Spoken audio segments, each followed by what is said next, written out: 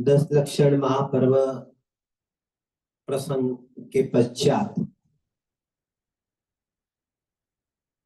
हम यहाँ पर स्वाध्याय के लिए एकत्रित हुए हैं और स्वाध्याय के अंतर्गत यहाँ पर एक टॉपिक पर हम यहाँ पर स्वाध्याय करेंगे और उसका जो नाम रखा है तो कि मेरे पास इतनी जगह का वीजा।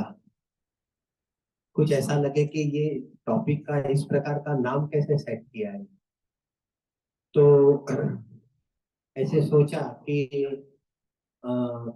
थोड़ा सा अलग से टेस्ट लिया जाए और करणानियोग के माध्यम से हम उसका स्वाध्याय करें। और करणानियोग के जो अनेक प्रकार के विषय है उसमें से दो सब्जेक्ट को लेते हुए हम इस प्रकरण को समझेंगे।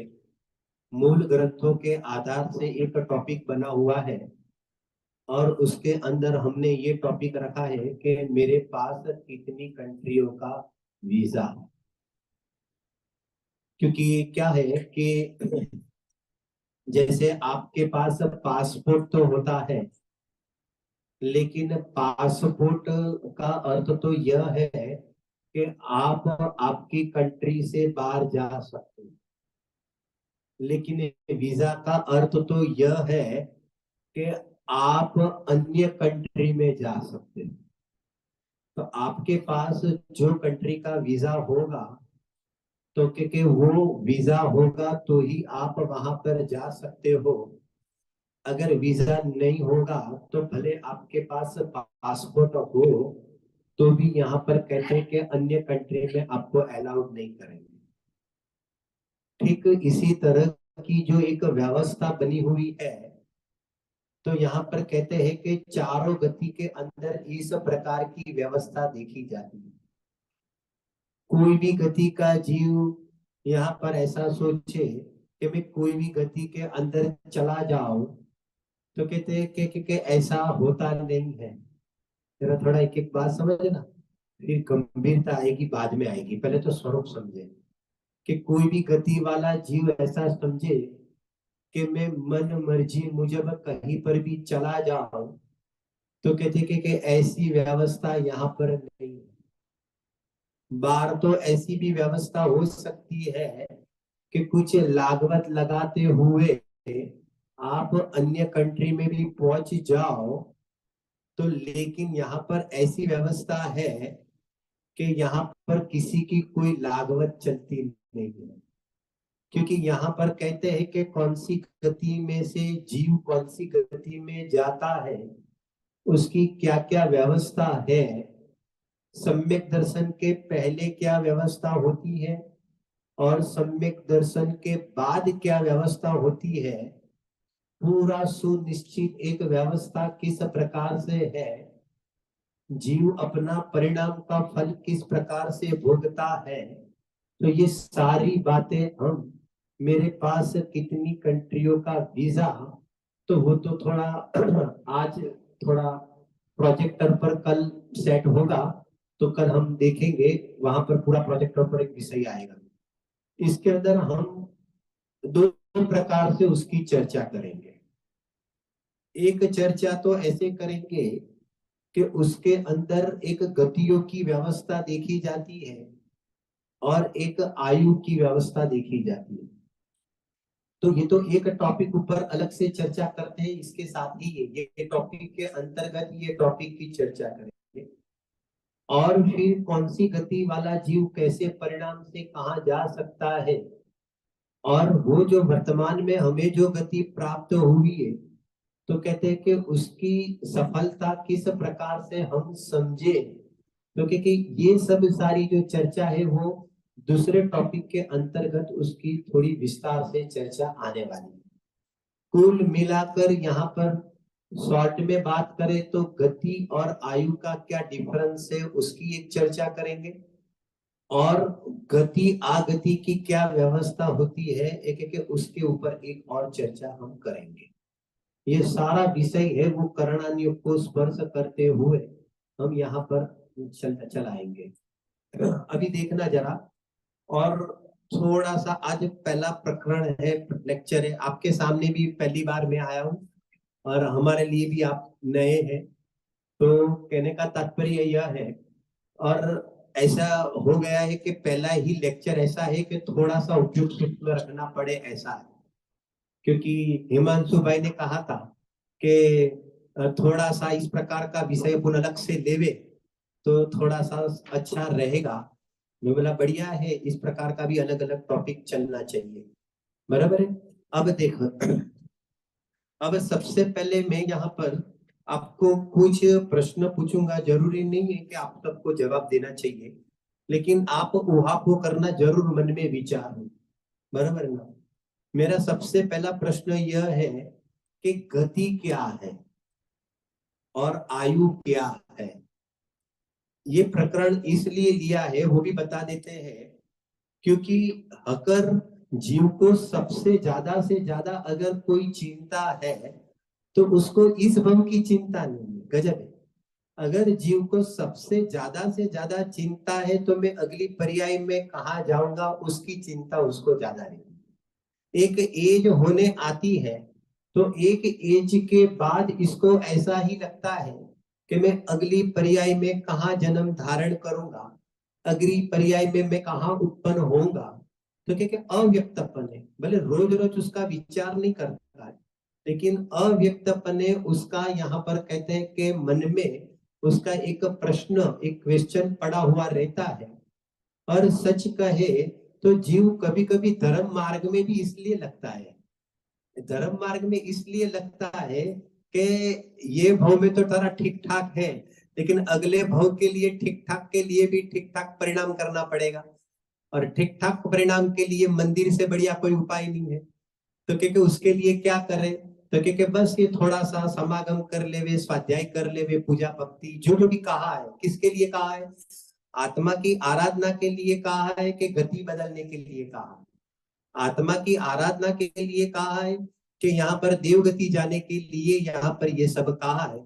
भले हमारी भाषा बदल गई है, लेकिन शल्य अंदर में निदान हो ही पड़ा हुआ है। तो इस प्रकार से हमें अंदर में इस प्रकार का भाव रहता है कि बढ़िया सा अगले भाव में भी अपना फर्स्ट क्लास व्यवस्था बन जाए। तो कहते हैं कि इसलिए उसकी चिंता रहती है। कदाचित तो कुछ परिणाम बिगड़ भी जाता है तो भी टेंशन आ जाता है कि अरे मुझे इस परिणाम से कुछ अगले पर्याय में मुझे कहीं ऐसी जगह पर तो नहीं जाना पड़ेगा, क्या होगा। कहने का तात्पर्य है कि अगले भाव में मेरी कौन सी पर्याय होगी और क्या होगा। जरा समझना, एक एक चीज जरा ध्यान देकर समझना, बहुत सारी बातें समझने जैसी। कई सारे प्रश्न ऐसे भी आते हैं कि जैसे हमारे परिणाम अलग अलग प्रकार के होते हैं, तो यहाँ एक सर के परिणाम तो कभी रहते नहीं। कभी पुण्य के परिणाम बनते हैं तो कभी पाप के परिणाम बनते हैं, प्लस माइनस चलता रहता है। तो फिर अगली पर्याय में हमें जाना होगा तो ये सबका एवरेज फल मिलेगा हमको, ये भी प्रश्न आए, समझ में आया? जैसे 30-40% अपन 5 इंद्रिय के विषय भोग में भी निकाल देते हैं। 30-40% हम यहाँ पर, 30-40 तो नहीं होता है, 10-20% हम थोड़ा सा ये धर्म आराधना का निकाल देते हैं, 10-20% और निकाल देते हैं। और फिर लास्ट में पता चला कि अभी जाने की तैयारी है तो जोर लगाकर 10-20% थोड़ा इसमें धर्म मार्ग में बढ़ा देते हैं। तो फिर कुल मिलाकर एक एवरेज आती है, बराबर एवरेज आती है ना। तो कहते हैं कि एवरेज अनुसार हमको वहां जाना पड़ेगा कि क्या है, क्या ये व्यवस्था क्या है, कहने का मतलब। इस प्रकार का भी प्रश्न यहाँ पर बहुत सारा आता रहता है, चलता रहता है, बराबर। अभी सुनो, ये पूरा प्रकरण करणानियों के आधार से अपन देख रहे हैं कि क्या परिणामों की, क्या गति की, क्या आयु की व्यवस्था है। सबसे पहली बात तो ये है कि गति क्या है और आयु क्या है, बराबर। तो हम पाठ में पढ़ते हैं और उसकी एक डेफिनेशन आई हुई है कि जीव की अवस्था विशेष को गति कहते हैं, बराबर। क्या समझे? पाठशाला में तो हम पढ़े हैं जीव की अवस्था विशेष को गति कहते हैं, लेकिन उससे हमें भावासन कहाँ हुआ है? गति मतलब क्या है? गति मतलब किसका परिणाम है? जीव का परिणाम है कि ये पुद्गल की अवस्था है? गति किसकी अवस्था है? गति किसकी अवस्था है? जरा समझना। बराबर नहीं? ये क्या है, थोड़ा समझ। अभी सुनो, बात ऐसी होती है कि अच्छा, दूसरा प्रश्न पूछता हूँ, गति के उदय में जीव को क्या मिलता है? गति के उदय में जीव को क्या मिलता है? हम ये गति के जीव है, हम अभी वर्तमान में ऐसा कह रहे हैं कि हम कौन से गति के जीव है? क्योंकि मनुष्य गति के जीव है। लेकिन सबसे पहले प्रश्न यह है कि मनुष्य गति के उदय में जीव को मिलता क्या है? हकीकत में तो ये है ना, बराबर है कि नहीं? क्या सोचा है? अभी देखो, हकीकत के अंदर ऐसी व्यवस्था होती है कि एक आत्मा और आत्मा एक संयोग में रहता है, वो है शरीर। अब बात ऐसी होती है कि ये जो शरीर मिलता है ना, तो वो गति के कारण मिलता है कि आयु के कारण मिलता है? अभी सुनो, न गति के कारण मिलता है और न आयु के कारण मिलता है। समझना, एक एक एक एक चीज समझना। गति के कारण ये शरीर नहीं मिलता है और आयु के कारण भी शरीर नहीं मिलता है, लेकिन नाम कर्म की त्राणु प्रकृतियां है, उसके अंदर शरीर नाम कर्म की प्रकृति अलग है। तो शरीर नाम कर्म के उदय में जीव को ये शरीर मिलता है, और शरीर नाम कर्म की प्रकृति अलग है और गति नाम कर्म की प्रकृति अलग है। और ये दोनों नाम कर्म की प्रकृति है, तो शरीर तो मिला शरीर नाम कर्म के उदय से, ये तो औदारिक शरीर मिलता है।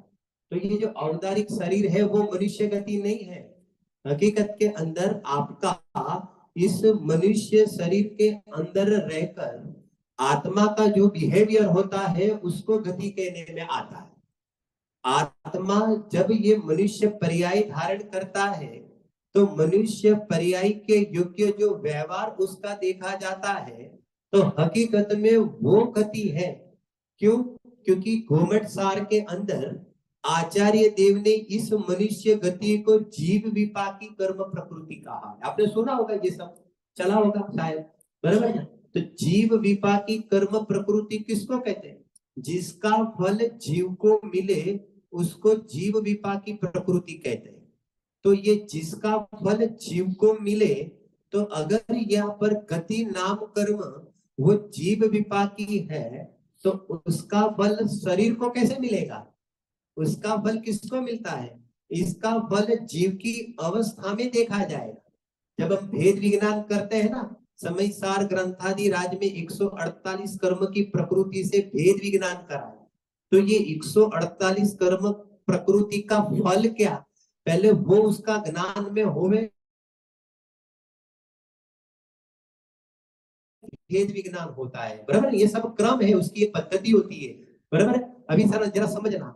तो गति का अर्थ क्या कि मनुष्य पर्याय में हमारा जो बोलना चालना उठना बैठना खाने पीने का इस प्रकार का जो हमारी सोच होती है, तो हकीकत में वो जीव की अवस्था में इस प्रकार की जो सोच देखी जाती है, जैसे कोई तिर्यज गति का जीव है, तो बोलो हम जिस प्रकार से भोजन ग्रहण करते हैं हमारी सोच अनुसार, क्या वो तिर्यज गति का जीव भी इस प्रकार से करता होगा? लेकिन क्या वहां पर वो व्यवस्था नहीं? तो उसकी गति अनुसार उसकी सोच होती है, और मनुष्य की मनुष्य गति के अनुसार उसका बिहेवियर होता है। तो ये जो बिहेवियर देखा जाता है, तो बहुत सारा विस्तार है भाव दीपिका में। तो यहाँ पर कहते हैं कि उसको हकीकत में गति कहने में आता। तो फिर आयु का अर्थ क्या है? आयु की व्यवस्था क्या देखी जाती है? तो आयु की व्यवस्था होती है कि जो कोई विवक्षित भव धारण करके रखे उसको आयु कर्म कहते हैं। जैसे कि ये शरीर है, ये जीव अन्य जगह से लेकर यहाँ पर आया, तो अब इस शरीर में रखने का कार्य कौन करेगा? शरीर देने का कार्य नहीं, लेकिन इस शरीर के साथ इतने काल तक जो कॉन्ट्रैक्ट होता है, तो उसके अंदर में रखने का काम कौन करता है? तो क्योंकि ये आयु कर्म करता है। मतलब कि जब तक आपकी आयु है तब तक आप मर नहीं सकते हो। आप उस पर्याय के अंदर, इस देह के अंदर आपको रहना पड़ेगा। देह से आप अलग हो सकते नहीं हो, और आयु खत्म हो जाती है तो एक समय के लिए भी इस देह में आप रह सकते नहीं हो, क्योंकि उसके साथ उसका क्या है, उसके साथ उसका कॉन्ट्रैक्ट। इस प्रकार से जैसे गति को आचार्य देव ने जीव विपाकी कर्म प्रकृति कही है, ठीक इसी ही तरह आयु कर्म को आचार्य देव ने यहाँ पर क्या कहा है, तो कहते हैं कि भव विपाकी प्रकृति कही। जिसका फल भव में देखा जाता है उसको यहाँ पर आयु कर्म कहने में आता है, जहां उसका उदय फल देखा जाता है। कुल मिलाकर बात क्या हो गई कि गति के अंदर जीव का उस गति अनुसार परिणाम देखा जाता है, और आयु कर्म के उदय से जीव को इस देह में रहना का होता है। इसलिए दोनों कर्म कैसे है, टोटली आयु और गति दोनों कर्म अलग अलग डिफरेंट डिफरेंट है, बराबर है। अभी चलो, अब एक जबरदस्त प्रश्न यह है कि हमें गति का बंध कब होता है और आयु का बंध कब होता है। बोलिए, गति का बंध कब होता है और आयु का बंध कब होता है। अभी सुन, एक प्रश्न और सुनता, अभी हम वर्तमान में बैठे हैं, स्वाध्याय करते हैं, बोलो हमें आयु का, गति का बंध होता होगा कि नहीं होता होगा। अभी अभी आपका उपयोग जब स्वाध्याय में लगा है तब, आपका उपयोग जब स्वाध्याय में लगा है तब आप गति का बंध करते हो कि आयु का बंध। आयु का हो सकता है, क्योंकि वो अपने आयु के तीसरे भाग में कभी भी हो सकता है। बराबर। और गति की क्या व्यवस्था है, अभी होता होगा कि नहीं होता होगा। अभी सुन, मैं प्रश्न है ना, सुनो, जानबूझकर पूछता हूँ आपका फेस पढ़ने के लिए, बराबर। तो मुझे विषय सब्जेक्ट लेना, एटलीस्ट टेंशन मत लेना, किसी की आज के बाद एग्जाम नहीं, बराबर है, कहने का पेपर नहीं देना है। अभी सुनो, अभी हर जीव को सुनो, इसकी व्यवस्था थोड़ा प्रकरण गहरा है, नया है, ज्ञान का विषय है, लेकिन एक बात बताऊं आपको, समाधि मरण कराने वाला प्रकरण है, लेकिन पूरा प्रकरण पढ़ने के बाद पता चलेगा कि इसकी क्या आवश्यकता है। जब आचार्य देव, जब धवला, जय धवला, गोमट सार वगैरह ग्रंथों में इस प्रकरण को रखते होगे तो कोई उसकी होगी ना, इसका एक वेटेज होगा ना, कहने का। लेकिन पूरा पढ़ना, पूरा इसका सिस्टमेटिक ज्ञान करना, बाद में अपने आप किसी को पूछना नहीं पड़ेगा। आज 9 बजे के बाद आपका सोचने का तरीका बदल जाएगा, इसकी साथ में गारंटी देता हूं, बराबर है। लेकिन पहले पूरा पूरा पढ़ना। अभी सुनो, हर जीव को यहाँ पर कहते हैं एक सामान्य कथन कि गति का बंध निरंतर होता रहता है। अभी भी वर्तमान में अपने गति का बंध होता रहता है, बराबर है कि नहीं। हम सोएंगे तब गति का बंध होगा कि नहीं होगा, तो क्योंकि सोते हैं तब भी गति का बंध हमें प्रत्येक समय निरंतर होता रहता है, जागते हैं तो भी निरंतर होता रहता है। ऐसा कभी नहीं होता है उसकी बंध विच्छेदी तक विवक्षित गति का बंध, तो यहाँ पर कहते हैं कि होता रहता है। लेकिन आयु में ऐसा नहीं, आयु के अंदर जो अगले भव की जो आयु जो होती है, तो क्या उसका बंध, उसकी एक पूरी अलग से व्यवस्था होती है। वो यहाँ पर व्यवस्था त्रिभाग वाली जो व्यवस्था है, तो उनके क्यों उसके अंदर बंद होगा, उसकी मैं चर्चा बाद में करूंगा। कहने का तात्पर्य यह है कि आयु का बंद जो होता है वो हर बार नहीं होता है, लेकिन जो गति का जो बंद होता है वो प्रत्येक समय हमें यहाँ पर होता है, बराबर। ये एक बात। अभी दूसरी बात सुनो, जो गति का बंद हमें होता है, तो यहाँ पर कहते हैं कि कौन सी गति का बंद होता होगा, तो यहाँ पर एक कॉमन जवाब समझना। भी जो मिथ्या दृष्टि जीव होता है, वो मिथ्या दृष्टि जीव को, जिसको आत्मा का भान नहीं है, ऐसे मिथ्या दृष्टि जीव को हर गति का अंतर्मुहूर्त में बदल बदल कर बंद होता है। हर अंतर्मुहूर्त में बदल बदल कर आपको बंद होगा। आप जैन कुल में देखो, प्रकरण गंभीर भी है। आपने जैन कुल में जन्म ले लिया, इसलिए आप बोलो कि मेरे पास तो एक ही वीजा है, इसलिए आप समझ में आया ये टाइटल क्यों दिया है कि मेरे पास तो ये देव का कार्ड है, तो मैं तो यहाँ पर खड़े रह जाऊंगा और मेरा नंबर में बता दूंगा, तो फटाक करके मेरे को तो देव के मॉल में अंदर में जाने देंगे। ऐसे मुंगेरी लाल के सपने कोई मत देखना। आप समझे मैं क्या कहना चाहता हूँ कि यहाँ पर और जाएंगे तो मुझे कोई प्रॉब्लम भी नहीं है, लेकिन पहले समझना क्या कहना चाहते हैं। तो बात तो ऐसी है कि हर अंतर मूर्त के अंदर बदल बदल कर कभी तिर्यज गति का बंध होता है, तो कभी मनुष्य गति का बंध होता है, कभी देव गति का बंध होता है, तो कभी नरक गति का भी बंध होता है। क्यों होता है? इसलिए होता है कि जो हमारे परिणाम होते हैं वो हर अंतर मूर्त में बदलते रहते हैं।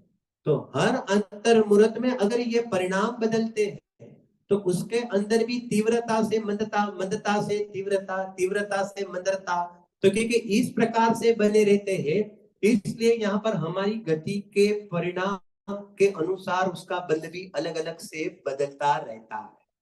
और गंभीर बात बताऊं, और गंभीर बात बोलो, जैसे हम यहाँ पर ऐसे कहते हैं कि हमारे परिणाम हर अंतर्मुहूर्त में बदलते बदलते रहते हैं, तो हमने सिर्फ क्या सोच रखा है मन में कि जैसे कभी क्रोध का परिणाम होगा तो यहाँ संक्लेश परिणाम होगा, और कभी कभी क्या हो जाएगा कि उसके अंदर मंदता आ जाएगी। तो मंदता आ जाएगी तो हमें देव गति का बंध हो जाएगा या तो मनुष्य गति का बंध हो जाएगा। संकलिष्टता आ जाएगी तो नरक गति का बंध होगा। हमने सिर्फ इतना ही सोच के रखा है, हम सिर्फ इसको क्रोध कसाई पर घटित करते हुए देखते हैं, लेकिन लोभ में भी संकलिष्टता आ जाती है तो नरक गति का बंध पड़ता है, उसके बारे में कोई नहीं सोचता। पांच इंद्रिय के विषय भोग के अंदर पर जब तीव्र आसक्ति का परिणाम आ जाता है, जब उसको तीव्र भोगने का परिणाम आ जाता है, उस समय उस जीव को भी यहाँ पर नरक गति का बंध होता है। तो यहाँ पर पांच इंद्रिय के विषय भोग में जो लोभ पड़ा हुआ है, उस लोभ के लिए कोई नहीं सोचता।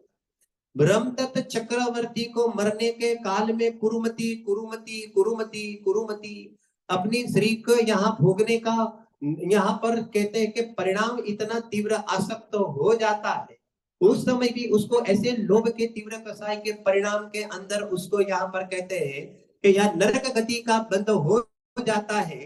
तो यहाँ लोभ परिणाम को कोई गिनता नहीं है, अकेले क्रोध परिणाम को ही जीव क्रोध परिणाम गिनता है। समझ में आया? थोड़ा सा कहीं बहुत सारी चीज का ध्यान दिलाते हैं। तो कहते हैं कि ऐसा नहीं होता है चारों गति के जीवों में। इसमें हम मनुष्य पर्याय की अभी अभी अपेक्षा से बात करते हैं, तो यहाँ इस प्रकार से क्रोध मान माया लोभ में से तीव्रता मंदता चलती रहती है। कसाई भी हर अंतर्मुहूर्त में बदलती रहती है, और गति का बंध भी बदल बदल कर नियम से बंधेगा बंधेगा और बंधेगा, क्योंकि ऐसा ही वस्तु का स्वरूप है। बराबर? अभी पंडित जी आपने तो 15 मिनट में तो घबरा दिया। अभी अभी आप तो हमें ये बताओ कि ये सारी जो गतियों का हम बंद कर रहे हैं, यहाँ स्टॉक में पड़ा हुआ है, बराबर? हर किसी को स्टॉक में पड़ा हुआ है। अब इसका स्टॉक कब तक रहता है वो बाद में बात करेंगे। तो यहाँ पर कहते हैं कि अभी गति अनुसार बोलो, गति भोगनी पड़ेगी कि नहीं भोगनी पड़ेगी? बोलो क्या जवाब है? हमें गति को, अभी ये स्टॉक है ना, अभी आपने तो बांधा, अभी हर अंतर्मुहूर्त में हर किसी को बांधा। अब कोई जीव के नहीं नहीं मैं तो पूरे 24 घंटा यहाँ पर मंदिर में ही रहूंगा। आप मंदिर की बात मत करो, आप समोसरण में भी जाओगे तो जब काल पकेगा तब समोसरण का दादर उतरने में ही भाव आएगा, उतर के बाहर चले जाओगे, परिणाम बिगाड़ोगे और आपका बंधेगा बंधेगा बंधेगा। किसी के हाथ की परिणाम करना तेरे हाथ की बात नहीं है, कहने का मतलब फेरफार करना वो तेरे हाथ की बात नहीं। अब प्रश्न यह है कि जो गति का बंध किया है तो वो क्या हमें भोगना ही पड़ेगा कि नहीं भोगना पड़ेगा? क्या व्यवस्था है? बोलो भोगना पड़ेगा कि नहीं भोगना पड़ेगा?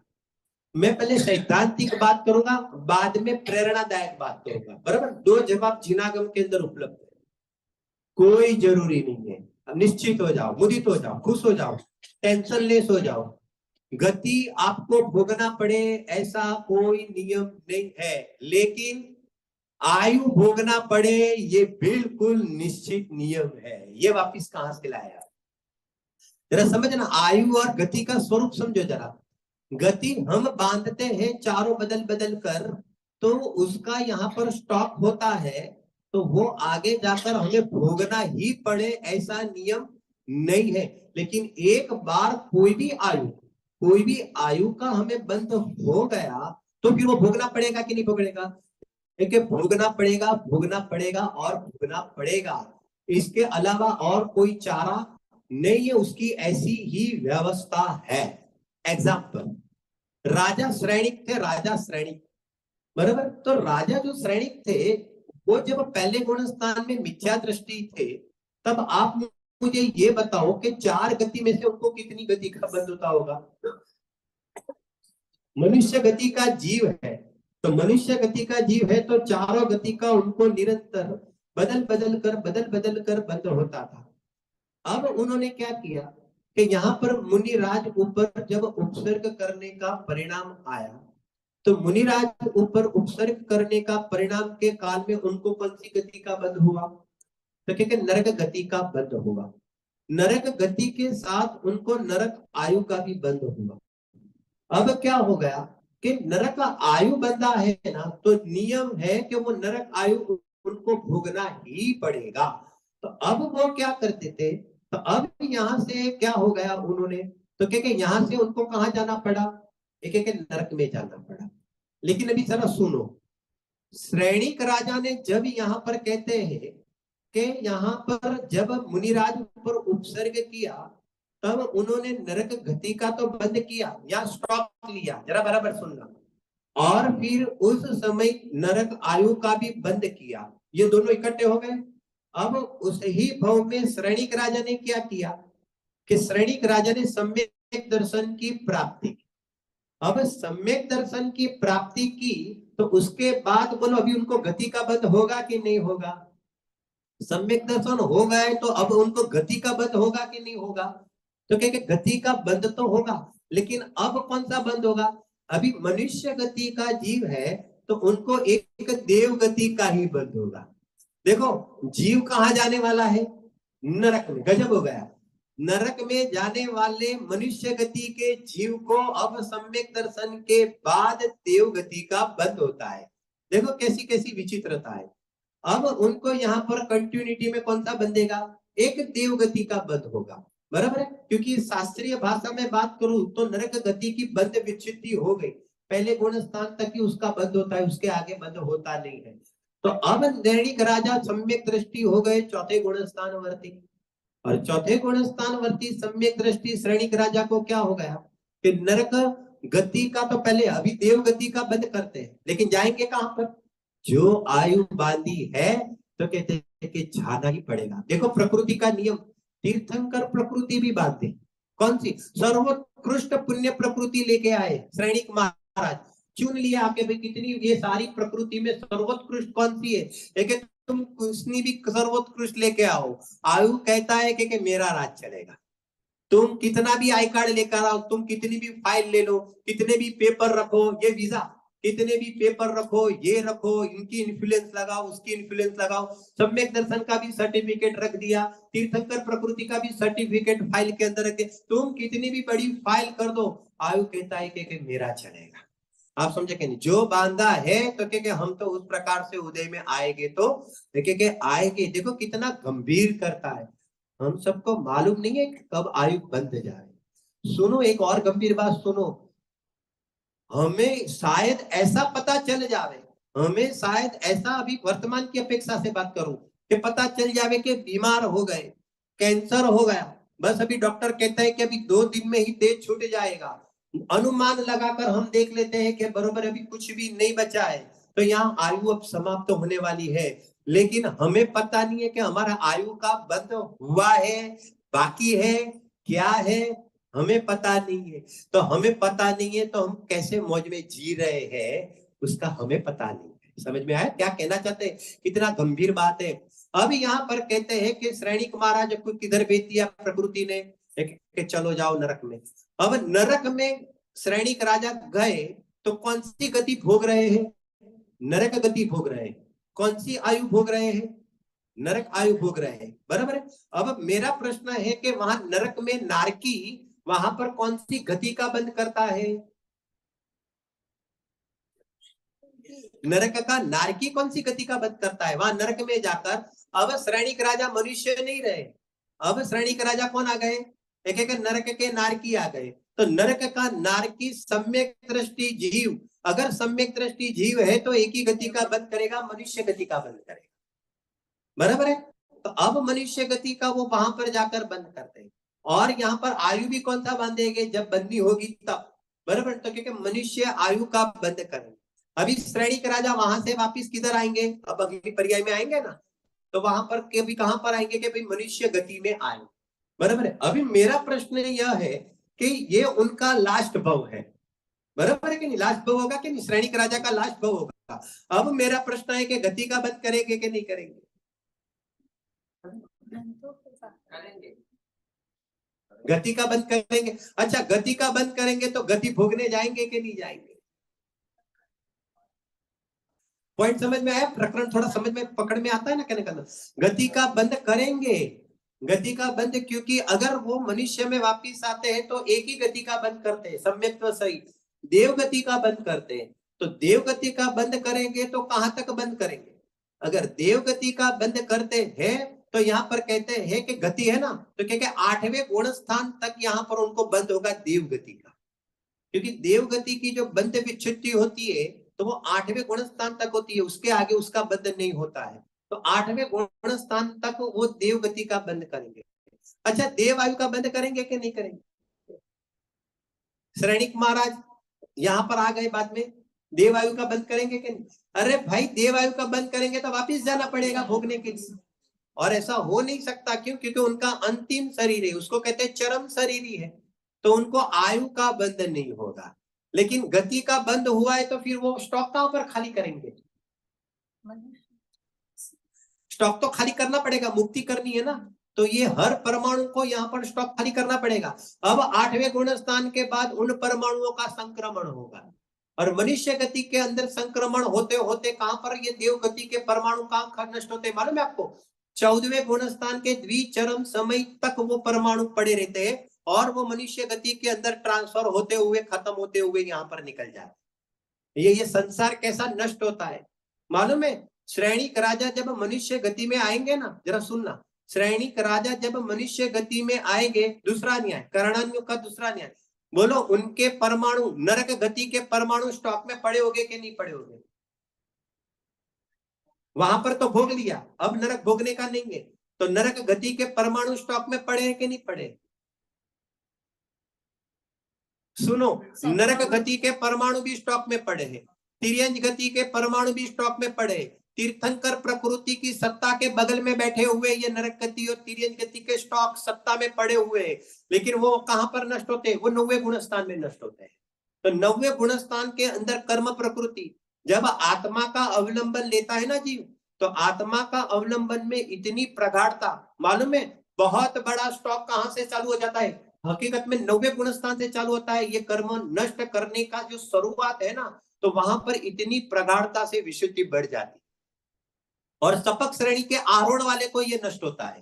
तो सपक श्रेणी में जब शुद्धात्मा में उपयोग लगता है, मालूम है, बांधता है तो सागरों की बांधता है, और खत्म करता है तो अंतर्मुहूर्त में खत्म करता है। बोलो जीव बढ़ा के कर्म बढ़ा, जीव की ताकत ज्यादा है कि कर्म की ज्यादा ताकत है, समझ में आता है, भाव भाषण समझ में आता है, ये जीव के वीर्य गुण की ताकत समझ में आती है। ये कर्म कितना भी यहाँ पर अनुभाग लेकर आकर खड़े हो जाते हैं, लेकिन ये जीव जब जागता है ना तो सबको लाइन में बिठा देता है, सबको एक साथ यहाँ पर लाइन में बिठाकर क्या करता है, कहने का मतलब सबको यहाँ पर क्या करता है, एक जैसे जैसे स्वरूप में लीन होते जाते हैं, ऐसे ऐसे क्या होता है, एक एक ये निर्जरा, एक एक ये स्वरूप लीनता में ये कर्मों की इस प्रकार से निर्जरा हो। देखो तो सही, आत्मा ने किया क्या, नरक गति को नष्ट करने के लिए आत्मा ने किया क्या, एक एक आत्मा ने सिर्फ अपने को आत्मा में रमाया, आत्मा में लीन हुआ, तो यहाँ पर नरक गति की तो बात जाने दो, देव गति और मनुष्य गति भी खत्म करने का उपाय एकमात्र शुद्धात्मा का अवलंबन है, इसके अलावा 3 काल 3 लोक के अंदर दूसरा कोई अवलंबन नहीं है। ये निष्कर्ष निकलता है कि नहीं, गुण स्थान से आत्मा की विशुद्धि कैसे प्रगाढ़ता बढ़ती है उस पर हम ध्यान देते हैं। चलो आगे, अभी आगे ये हमने सार देखा, सार इसमें से क्या निकला कि गति का बंद होता है तो हमें भोगना ही पड़े ऐसा नियम नहीं है, लेकिन आयु का बंद होता है तो हमें भोगना पड़ता है, और आयु का बंद हमें कब होगा तो क्या उसका हमें पता नहीं है, बराबर है कि नहीं, क्या मतलब। अभी चलो सेकंड टॉपिक पर बात करते हैं। अच्छा, अब आयु का बंद कब होता है, किसको होता है, किस व्यवस्था को, क्योंकि वो भी तो संभालना पड़ेगा ना, नहीं एक एक आप आत्मा को संभालो, ये करणानियोग की पद्धति से हम पढ़ेंगे, वो उसका ज्ञान भी जरूर करेंगे, लेकिन साथ में अध्यात्म भी समझना है कि आत्मा को किसी को संभालना नहीं है, आत्मा को ही संभालना है। अगर आप आत्मा बने रहते हो तो यहाँ ऐसी व्यवस्था है कि यदवा तदवा बंद भी नहीं होता है। बहुत समझने जैसी बात है। सम्यक दर्शन का ऐसा प्रभाव होता है, सम्यक दर्शन होने पर ये नरक आयु, ये तिर्यक आयु का तो मुलाकात ही नहीं होने वाली। और मनुष्य गति का जीव होगा तो एक देव आयु देव गति का बंद, और यहाँ पर कहते हैं कि देव होगा तो एक मनुष्य आयु और मनुष्य गति का ही बंद होगा। तो क्योंकि इसके अलावा दो चार भव वो भले रहेगा, लेकिन बाकी की तो मुलाकात भी नहीं रहने वाली है। लेकिन बताने का एक तरीका ऐसा है कि अपने परिणाम को भी तू संभाल के रख, परिणाम की अपेक्षा से बात करते हैं। अब इसके अंदर हम चर्चा करते हैं कि आयु का बंद कब होता है।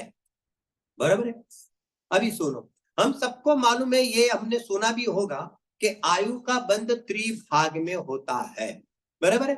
तो जैसे मान लो कि 81 साल की आयु है, सर समझ में आ जाता है। इसका अर्थ क्या हो गया? 81 साल की आयु है तो कब तक आपको नहीं, अगले भव की आयु का बंद कब तक नहीं होगा?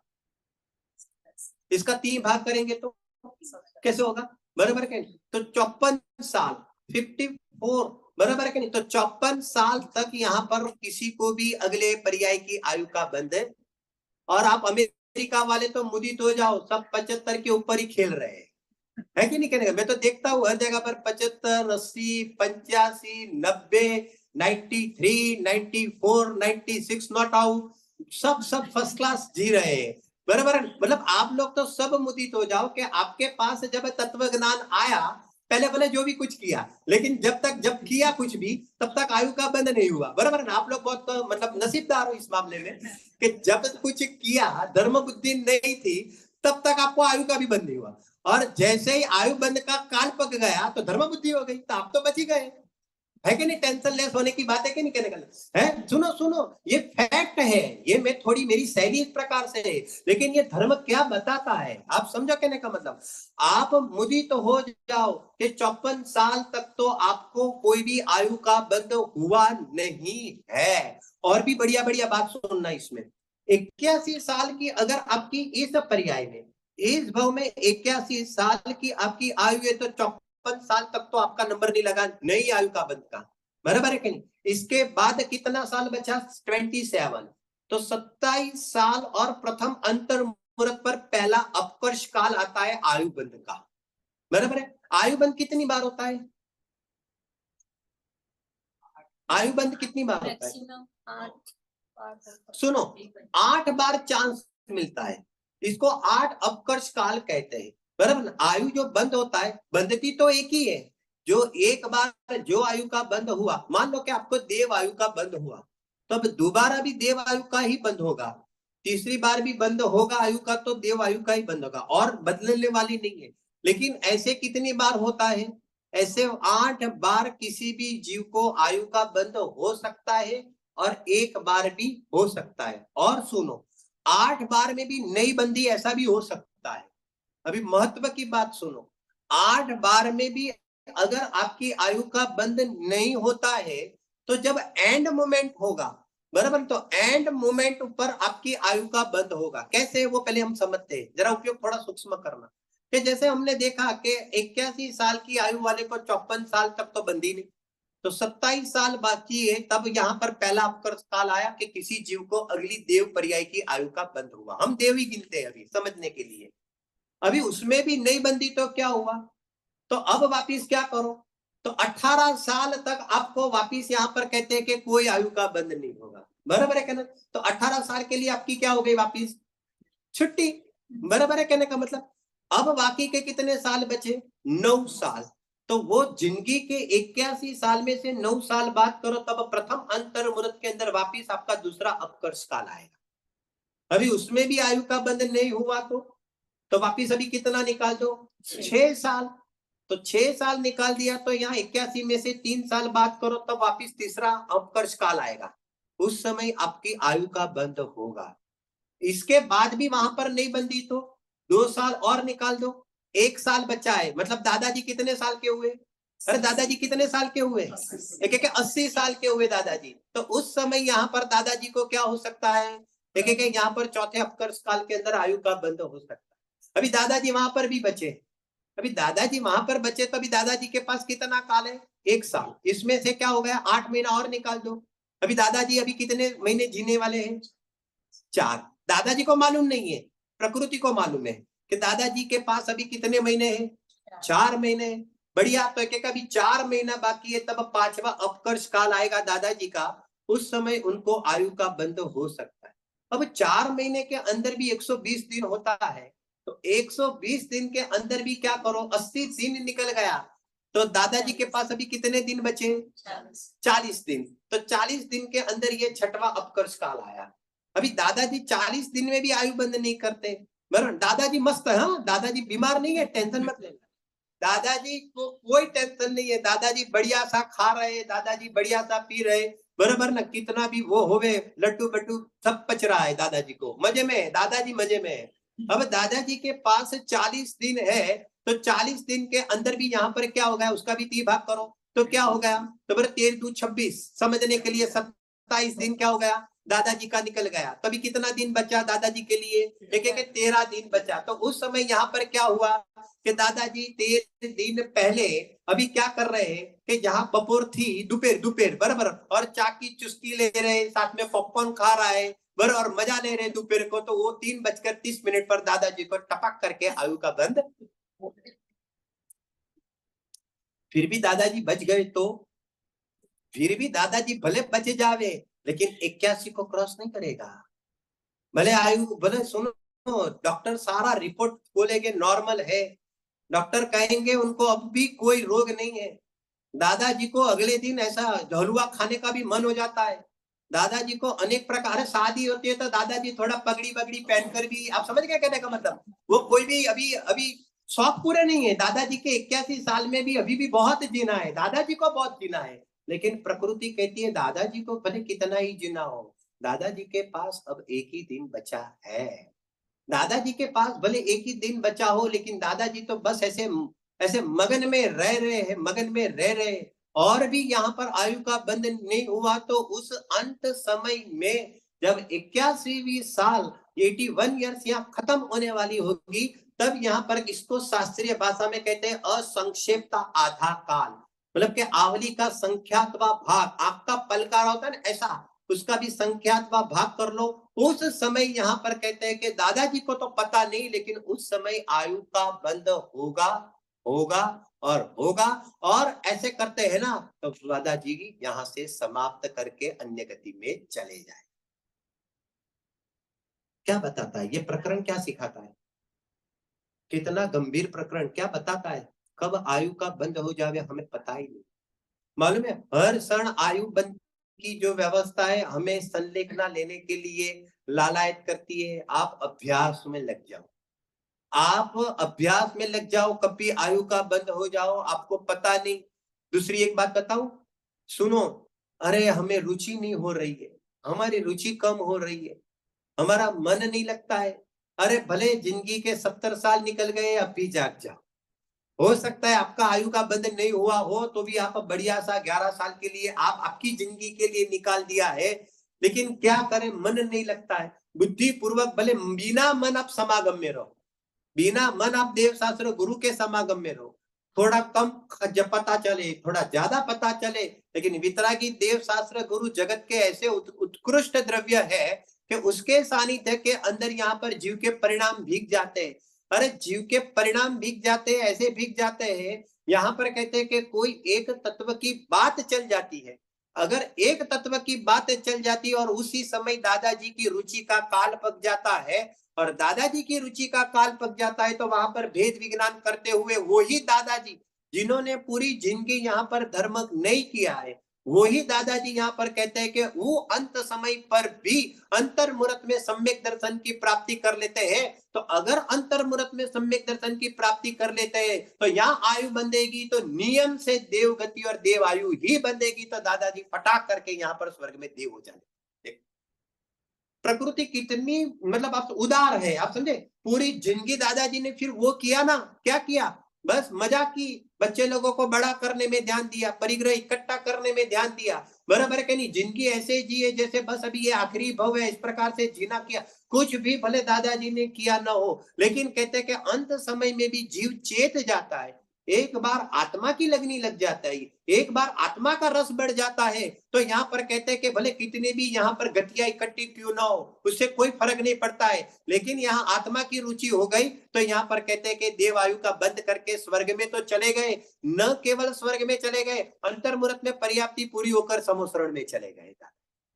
जिनेंद्र भगवान की वाणी सुनने के लिए चले गए। आप सोचो, जिनेंद्र भगवान की वाणी सिर्फ सुनने के लिए ही चले गए नहीं, उस जीव का अगर काल पकता है तो वहां पर खड़े खड़े क्या कर, अरे सुनो, देवगति का जीव है ना, तो अभी क्या करता है, सम्यक दृष्टि देव है। सुनो, अगर सम्यक दृष्टि देव है तो वैमानिक देव में ही उत्पन्न होता है। तीर्थंकरों की व्यवस्था करने लग जाते हैं, पहले घर परिवार वालों की व्यवस्था करने में लग गए थे, यहाँ बच्चों की व्यवस्था करने में लगते थे, तो यहाँ पर अब क्या हो गया, पूरा का पूरा माहौल बदल जाता है। तो वहां उस समय क्या करते हैं, तो क्योंकि प्रचुर प्रचुर मात्रा में विशुद्धि भी करते हैं और उस प्रकार का पुण्य भी बांधते हैं। कैसा पुण्य है कि वापिस मनुष्य में आके वितरागी देव शास्त्र गुरु का सानिध्य, यह आयु की बन की व्यवस्था। हाँ, अनावर्तीय आयुष्य तो घटा सकते बढ़ा सकते ऐसा होता है, और अनावर्तनीय आयुष्य का बराबर है। हाँ, उसकी चर्चा करते हैं। बहन का इस प्रकार का प्रश्न है, इसको मैं थोड़ा सादा सरल भाषा में प्रश्न बना देता हूँ। ये आयु जब हम बांधते हैं तो उसमें बदघट होती है कि नहीं होती है, बराबर के नहीं? तो अभी सुनो, इसके साथ साथ सुनो, बराबर है? आयु जब बांधते हैं तो बांधने के बाद उसकी बदघट होती है कि नहीं होती है, जरा उपयोग थोड़ा सूक्ष्म करना, बराबर है? अभी सुनो, एक बुद्धिमान आयु होती है और एक बद्यमान आयु होती है। पहले तो ये शब्द प्रयोग समझो। आयु का अर्थ होता है जो वर्तमान में हम भोग रहे हैं, जिस आयु को हम वर्तमान में भोग रहे हैं उसको बुद्धिमान आयु कहते हैं, और आगामी काल की जो आयु का हमने बंद किया है उसको हम बद्यमान आयु कहते हैं। क्लियर? बुद्धिमान आयु का अर्थ है जो वर्तमान में हम भोग रहे हैं, जैसे ये मनुष्य गति हम भोग रहे हैं, मनुष्य आयु भोग रहे हैं, तो इसको क्या कहेंगे, बुद्धिमान आयु कहते हैं। और मान लो कि हमने देव आयु का बंद किया है, तो अभी सत्ता में देव आयु भी पड़ी है ना, जैसे मनुष्य आयु के परमाणु भी पड़े हैं, और यहाँ पर आगामी काल के देव आयु के भी परमाणु यहाँ पर पड़े हैं, तो यहाँ पर वो क्या हो गए, दोनों परमाणु दोनों आयु के पड़े, तो उसको क्या कहेंगे, बद्यमान। और इसको क्या कहें, वर्तमान में कौन सी भोग रहे हैं, मनुष्य, तो इसको क्या कहेंगे, बुद्धिमान। बराबर? अभी सुनो, जो बुद्धिमान आयु हम भोग रहे हैं उसके अंदर यहाँ पर कहते हैं कि घटोती तो हो सकती है, बढ़ोती नहीं हो सकती। इसका शास्त्रीय शब्द ऐसा है कि अपकर्षण तो हो सकता है, उत्कर्षण नहीं होगा। उत्कर्षण का अर्थ होता है बढ़ना और अपकर्षण का अर्थ होता है घटना। तो जो वर्तमान में हम आयु भोग रहे हैं वो आयु यहाँ पर कहते हैं कि घट तो मतलब घट तो सकती है लेकिन बढ़ सकती नहीं है। पॉइंट समझ में आई? इसका अर्थ क्या हो गया, इसका अर्थ क्या, हम वर्तमान में मनुष्य पर्याय जो भोग रहे हैं, तो यहाँ पर कहते हैं कि काल पकने पर ऐसा तो हो जाएगा, ऐसा हो सकता है कि मान लो हमने 80 साल की आयु बांधी है या 90 साल की आयु बांधी है, तो जरूरी नहीं है कि आप 90 साल भोगोगे। आप यहाँ पर कहते हैं कि कितनी बड़ी आयु लेकर आए हो तो कि पूरी की पूरी आप भोगोगे ही, ऐसा जरूरी नहीं है। उसका एक कारण मेन ये है कि आप कर्म भूमि के मनुष्य हो।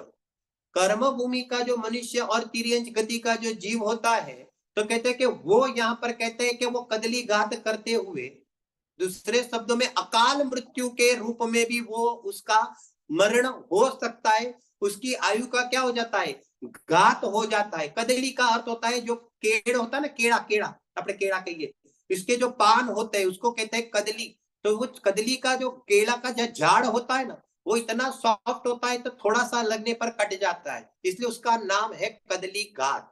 तो यहाँ पर कहते हैं कि जैसे मान लो किसी ने 90 साल की आयु है, तो एक्सीडेंट में या तो विस्फोटन में अचानक पानी में गिर जाने से, बाह्य अनेक कारण से क्या हो जाता है कि 90 साल की आयु आपकी 50 साल की आयु में खत्म होकर समाप्त हो सकती है। 90 साल की आयु आपकी यहाँ पर 30 साल में समाप्त हो सकती। अरे सुनो भाई, गंभीर बात है। 1 कोटि पूर्व की आयु भी यहाँ कदलीघात होते हुए अंतर मुहूर्त में समाप्त होकर खलास हो जाती। आप इतनी लंबी आयु भोगोगे ही, ऐसा नियम नहीं है, हर एक का होता है ऐसा नहीं होता है, लेकिन भोगोगे ऐसा नहीं है। ये तो एक बात हुई। अब सुनना, अब बात ऐसी है कि जिसको अगले भव की आयु का बंध हो गया है, जिसको अगले भव की आयु का बंध हो गया है, उसका कदली घात से मरण नहीं होता है। आपका अगले देव आयु का बंध अगर हो गया है, तो आपका कदली घात से मरण नहीं होगा। मतलब आपकी जो भी आयु है वो पूरी की पूरी आप भोगेंगे, उसके बाद ही आपका देह छूटेगा। ये किसकी बात आई? ये आई पूज्यमान आयु की बात आई। जो वर्तमान में आप भोग रहे हैं उसके अंदर कटौती तो होती है, लेकिन बढ़ोती तो होती नहीं है। बराबर। और यहाँ पर दूसरी क्या बात है, 2 मिनट में समाप्त है, समय हो गया है, 2 मिनट में। और यहाँ पर कहते हैं बध्यमान आयु में क्या होता है? बध्य आयु आपकी बढ़ भी सकती है और आपकी घट भी सकती है। अगली पर्याय में मान लो, ये बहुत अच्छा विषय है समझने जैसा, कि जैसे मान लो कि आपने 50,000 वर्ष का आपने आयु का बंध किया देव पर्याय, बराबर है। अब मैं दूसरा उदाहरण देता हूं, एक अच्छा, आपने मान लो कि अगले साल की 200 साल की आयु का बंध किया मनुष्य पर्याय का। इस भाव में, इस पर्याय में, मनुष्य पर्याय में कितने साल की? 200 साल की आयु का बंध किसका किया? मनुष्य आयु का बंध किया। अब ऐसा हुआ, वो एक अपकर्ष काल में बंद किया। अभी जब दूसरा नंबर आया ना अपकर्ष काल में, तो दोबारा भी आपकी मनुष्य आयु बंधेगी। तो उसके अंदर ऐसा हुआ कि आपने 1000 साल का बंद किया। अभी ऐसा अपकर्ष काल आया तीसरी बार, तो आप वापिस यहां पर कहते हैं कि मनुष्य आयु का बंद करोगे, 1,00,000 साल का करोगे। ऐसा भी हो सकता है कि वही पर्याय में ऐसा हो गया कि दान का परिणाम हो गया, जब संदर्भ में ऐसा हो गया कि मैं त्याग करके मैं सब दान दे दूं, ऐसा उत्कृष्ट प्रकार का दान का परिणाम हो गया। तो यहाँ पर क्या हो गया? देखिए कि एक पल्योपम का यहाँ पर आयु का बंद हुआ। तो अब एक पल्योपम का आपका आयु का मनुष्य पर्याय का बंद हो जाएगा, तो अगली पर्याय में आप कर्म भूमि का मनुष्य नहीं बनोगे, आप भोग भूमि के मनुष्य बन जाओगे। इस प्रकार से आयु में बढ़ोतरी भी होती है। ऐसे देव में भी ऐसा होता है। मनुष्य का जीव अगर देव का बंद करता है, तो यहाँ पर एक सागर का आयु बंद करेगा, तो यहाँ पर कहते हैं कि पहले स्वर्ग में चला जाएगा। और इस प्रकार सा मानव के ऊपर का समझो कि सागरों का आयु का बंद करेगा, 32 समझ लो कि 21 सागर 31 सागर, तो ऊपर ऊपर के स्वर्गों में फिर उत्पन्न हो सकता है। तो ये जीव का जो परिणाम होता है, तो उसके अंदर भी जब जब भी परिणामों में इस प्रकार की विशुद्धि होती है, तो ऊपर ऊपर के स्वर्गों की या तो मनुष्य पर्याय में इस प्रकार की आयु बन जाती है। तो फिर क्योंकि स्टॉक बढ़ गया ना, आपके सत्ता में वापिस वो स्टॉक बढ़ गया, तो फिर भोगने के लिए भी इतना मिल जाएगा। कटौती भी हो सकती है। अभी अभी सुनो, कटौती कैसी होती है? 7 सागर की आयु बांधी देवगति की, देव आयु की। अभी देव आयु की ये बांधी, अभी वही पर्याय में क्या हो गया? परिणामों में संकलेशता आ गई। अब परिणामों में संकलेशता आ गई तो क्या कर दिया? सिद्धि यहां पर 10,000 की आयु हो गई। तो ये सब कट के कितना हो गया? 10,000 का हो गया। तो बनने वाला था वैमानिक देव और बन गया कौन? व्यंतर। ऐसा होता है कि नहीं होता है? ये सब कर्मों के अधीन है। नहीं, जीव के परिणाम के अधीन है। जब जीव का इस प्रकार का संकलेश परिणाम होगा, तो आयु में भी कटौती होती है। उसको शास्त्रीय शब्द में कहते हैं गातायुष्क पुरुष। तो बध्यमान आयु, अगले भव की जो आयु बांधी है, उसमें अगर कटौती होती है तो उस पुरुष को कहते हैं गातायुष्क पुरुष। और वर्तमान में जो आयु हम भोग रहे हैं, उसमें अगर कटौती होती है तो उसको कहते हैं अकाल मरण। तो इस प्रकार से आयु में भी बदघट होता है। यहाँ पर अपना समय समाप्त हुआ है। कुछ भी प्रश्न हो तो प्रवचन के मतलब ये खत्म होने पर मैं अपन इसकी चर्चा करते हैं। लेकिन तात्पर्य यह है कि ये और भी 2-4 पॉइंट है, उसकी चर्चा हम कल करेंगे शाम को। तात्पर्य यह है कि ये आयु का जो स्वरूप है, ये गति का स्वरूप है। मैं कहाँ जाऊंगा, बराबर है ना? तो तू कहाँ जाएगा, जैसा तेरा परिणाम होगा वहां जाएगा। क्या मुझे जाना ही पड़ेगा? तो कहते कि अगर आयु बंद होगा तो जाना ही पड़ेगा, लेकिन गति बंद होगा तो जरूरी नहीं है जाना। इसलिए स्कूल मिलाकर यहाँ पर खेल तेरे हाथ में है, कब किस प्रकार से तेरा परिणाम हो। और यहाँ पर तेरी वो गति आयु अनुसार तेरे को धर्म आराधना के अंदर तुझे कैसे इस प्रकार का उपयोगी हो, तो क्योंकि उसके लिए विशेष विचार करते हुए हमें गति और आयु का प्रकरण समझते हैं। विशेष इसकी चर्चा डिटेल्स में कल हम रात को करेंगे। बराबर, अभी यहाँ पर समाप्त हमारा समय।